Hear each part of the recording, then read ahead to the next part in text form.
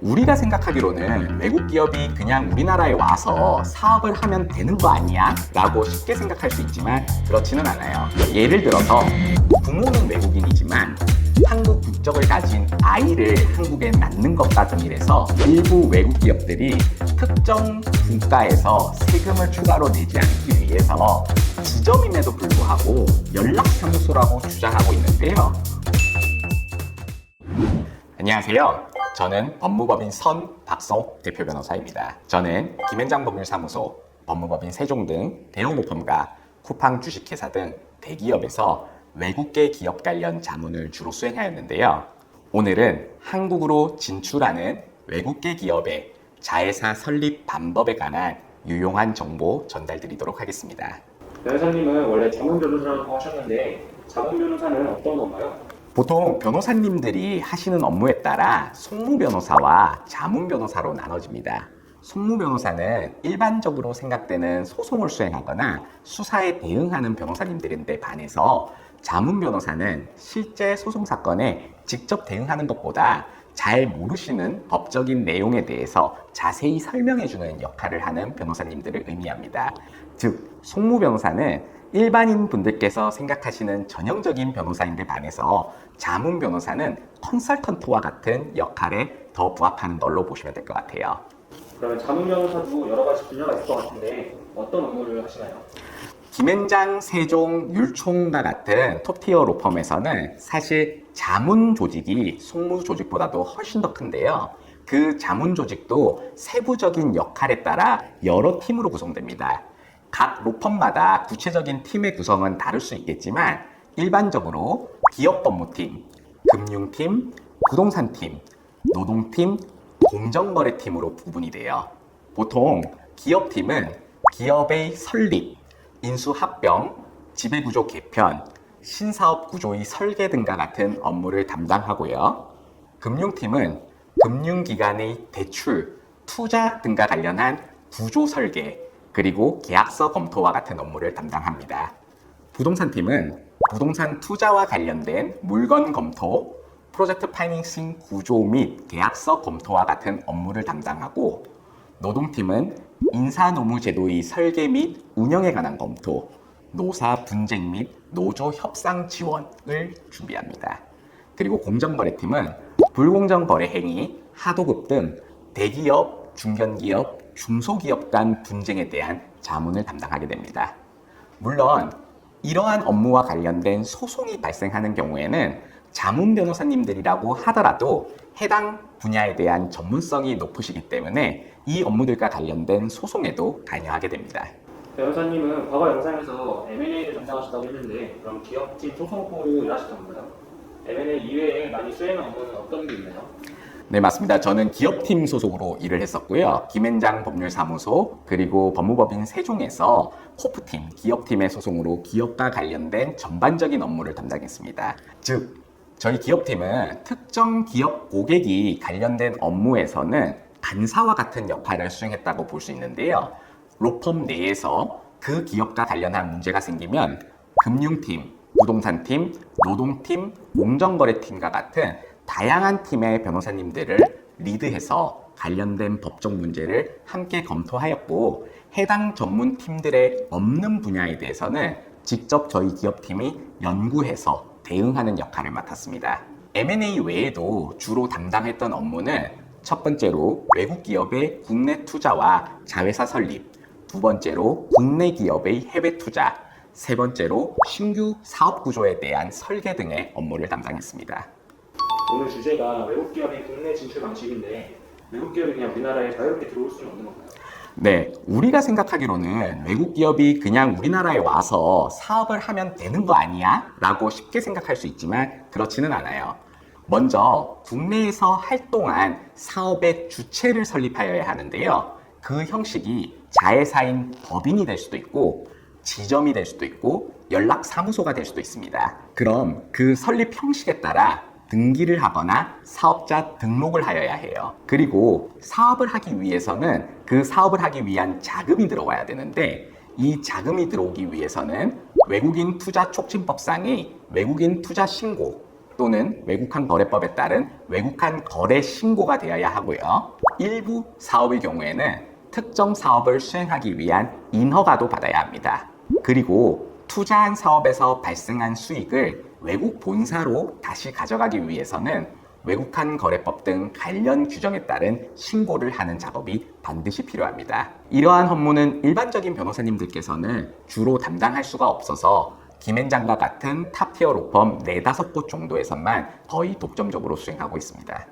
최근에 보니까 변호사님에게 미국 기업들이 한국에 진출하는 방식에 대한 자문을 요청하던데 그 업무가 지금 말씀해주신 법인, 지점, 연락사무소 설치 관련 업무인가요? 네, 맞아요. 법적으로 한국 내에서 활동을 하는 주체가 되려면 자연인이거나 법인이어야 합니다. 따라서 이미 법인인 외국 기업이 한국에서 활동을 하려면 외국 법인의 투자를 받은 자회사, 즉 법인을 또 설립하거나 아니면 지점을 설립하거나 연락사무소를 설립하여야 합니다.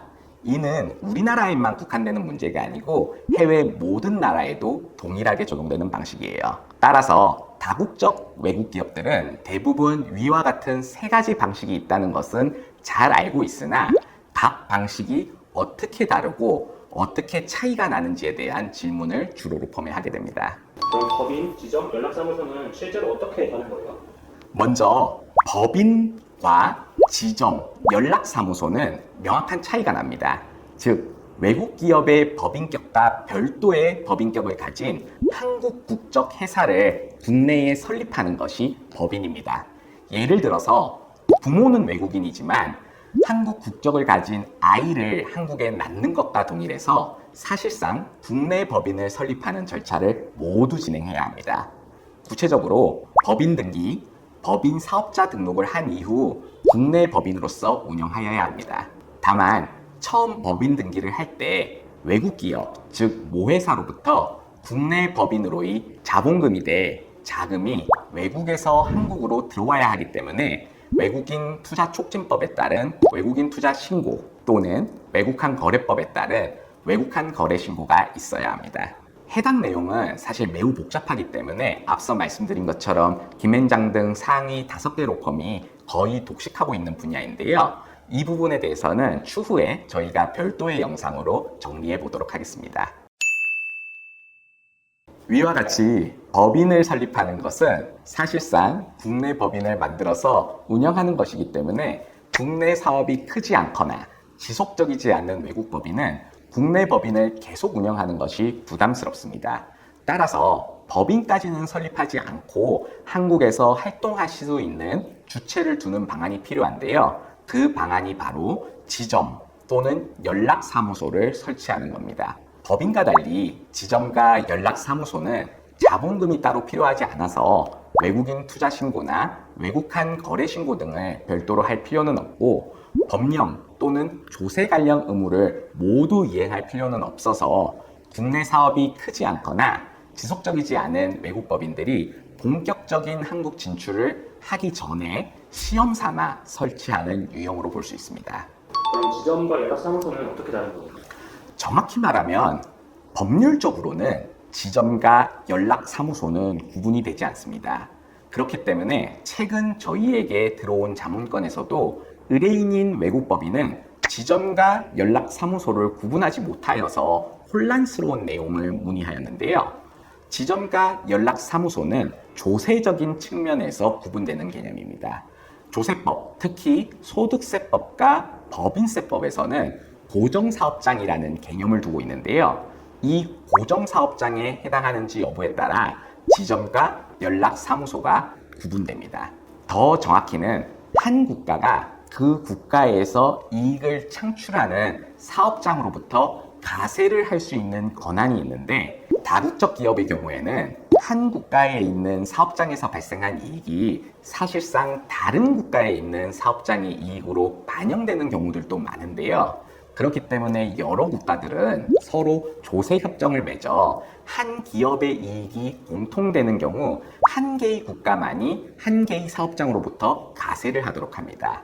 이때 독립적으로 과세되는 사업장을 고정사업장 (Permanent Establishment라고 합니다. 따라서 한 국가의 조세협정, 소득세법, 법인세법 등에 따라 상업적 활동을 실제 수행하지 않는 사업장은 고정사업장으로 보지 않아 해당 사업장에서는 소득세, 법인세 등이 과세되지 않습니다. 즉, 조세법적으로 고정사업장으로서 과세가 되는 사업장을 지점이라고 하고 고정사업장이 아니어서 과세되지 않는 사업장을 연락사무소라고 합니다. 구글이나 애플이 한국에 세금 내지 않는다는 뉴스 본 적 있는데 이것과 좀 연관이 되는 건가요? 예, 맞습니다. 실제로 PD님이 지금 말씀하신 것처럼 일부 외국 기업들이 특정 국가에서 세금을 추가로 내지 않기 위해서 지점임에도 불구하고 연락사무소라고 주장하고 있는데요. 우리나라에서도 과거 구글, 넷플릭스, 퀄컴과 같은 세계적 대기업이 국내에 법인, 지점을 설치하지 않고 홍보 및 시장 조사 활동만 하는 연락사무소만 두고 있다는 이유로 국내에서 세금을 납부하지 않으려는 경우들이 있었습니다.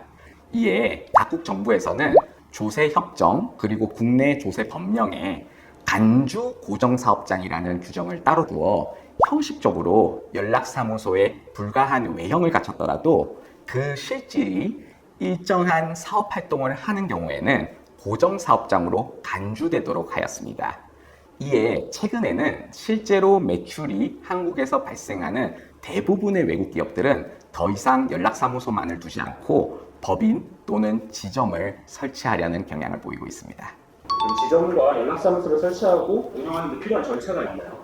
네, 지점의 경우에는 실제 한국에서 관련된 법령 준수들을 해야 합니다. 그래서 첫 번째, 먼저 기획재정부로부터 권한을 위임받은 특정 외국한 거래은행들을 지정 외국한 거래은행으로 지정하는 절차가 필요하고요. 두 번째로 국내 지사, 특히 지점 설치 신고를 하여야 하고, 세 번째로 법원에 지점 설립 등기를 한 이후에, 네 번째로 세무서에 고유번호를 등록하여야 합니다. 이 고유번호는 법인의 사업자 등록 번호와 같은 개념이라고 볼 수 있습니다. 연락사무소의 경우에도 지정 외국한 거래은행 지정과 국내 지사, 연락사무소 설치 신고를 하여야 합니다. 연락사무소는 정확히는 지점이 아니기 때문에 지점 설립 등기 및 고유번호 등록은 하지 않아도 됩니다. 그렇지만 국내 연락사무소에 고용된 인력에 대한 근로소득 원청 징수 등 일정한 조세 관련 의무를 이행하기 위해서는 고유번호 등록을 진행하기도 합니다. 법인이랑 지점, 연락사무소 중에 가장 유용한 외국 기업 진출 방식은 어떤 걸까요? 법인, 지점, 연락사무소 중에서 어떤 방식이 어떤 방식보다 무조건 좋다는 것은 정해져 있지 않습니다. 한국에서의 사업을 가장 많이 하는 순서대로 사업을 많이 한다고 하면 실제 그 사업과 관련한 인허가를 받거나 더 많은 자산과 인력을 보유할 수 있는 법인 방식이 좋을 것입니다. 그렇지만 한국에서 아직 많은 사업은 하지 않고 있어 진출 이후에 일정 기간 내에 성과가 없으면 철수하는 것을 고려하고 있는 경우라면 지점 방식이 부담이 없을 수 있습니다. 그리고 실제 사업 없이 외국 기업 본사에 대한 홍보 업무 또는 한국 시장에 대한 사전 조사 업무만 진행하는 단계라면 연락사무소를 설치하는 것이 적절할 것입니다. 다만 법인, 지점, 연락사무소는 상법 등 회사 관련 법령, 조세 관련 법령, 외국한 관련 법령 등 다양한 법령에 따라서 다양한 절차를 준수하여야 하거나 의무가 부과될 수도 있는 방식들이기 때문에 외국 기업들을 도와 한국에 진출하게 하려는 경우에는 반드시 해당 업무에 대한 경험이 많은 로펌들을 통해서 관련된 자문을 받으셔야 합니다. 마지막으로 한국 진출을 하려고 하는 외국 기업 임직원분들께 하고 싶은 말씀 있으실까요? 저희 법무법인 선에서는 김앤장, 세종, 율촌 등 탑티어 로펌에서 관련된 업무를 수백 건 진행해 보신 전문가들이 해당 자문 업무를 계속하고 있습니다. 그렇기 때문에 탑티어 로펌 수준의 자문을 훨씬 합리적인 비용으로 받아보실 수 있습니다. 그렇기 때문에 이런 일을 진행하실 때는 먼저 저희 법무법인 성과 편히 상의해 보시기 바랍니다.